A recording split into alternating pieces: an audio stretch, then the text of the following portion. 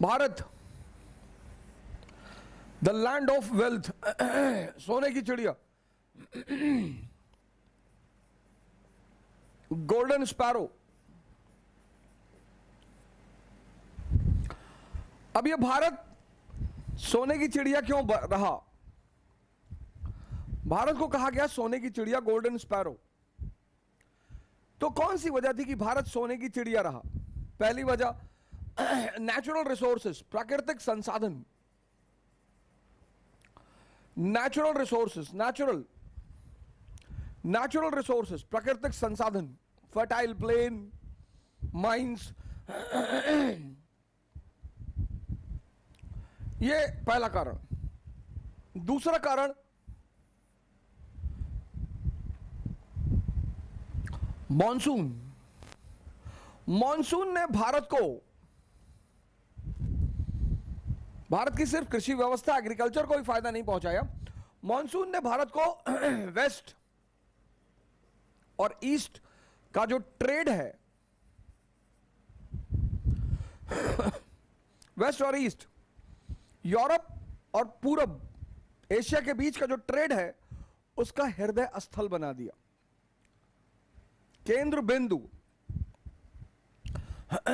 पालस ने मॉनसून की खोज की और वहीं से सी ट्रेड की कहानी शुरू हुई। अब आपकी स्टीयरिंग किसके हाथ में है? मॉनसून के हाथ में। तो आप जून के महीने में जब मॉनसून से चलोगे अरब सागर में, तो डेस्टिनेशन क्या होगा? भारत। और अक्टूबर के महीने में जब आप रिटर्न होगे तो डेस्टिनेशन क्या होगा? भारत। मॉनसून ने भारत को यूरोप और एशिया का जो ट्रेड था उसका केंद्र बिंदु बना दिया, सेंटर पॉइंट बना दिया। इसलिए आप देखोगे जैसे ही मॉनसून की खोज हुई वैसे ही दक्कन में राज्य की स्थापना भी हुई।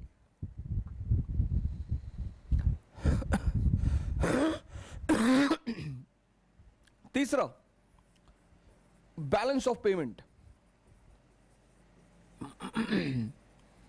भुगतान संतुलन।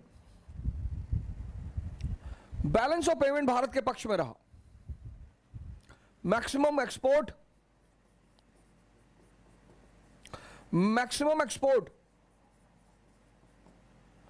और मिनिमम इंपोर्ट,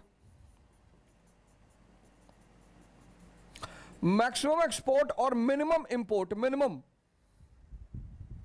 मैक्सिमम एक्सपोर्ट, हमारे सेल्फ सफिशिएंट विलेज रहे, आत्मनिर्भर ग्राम, हमें बाहर से कुछ खरीदना ही नहीं था।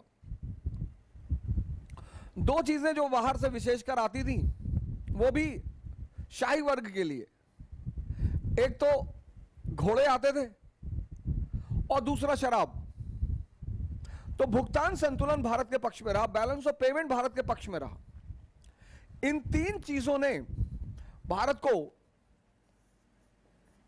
सोने और चांदी का सिंक बना दिया।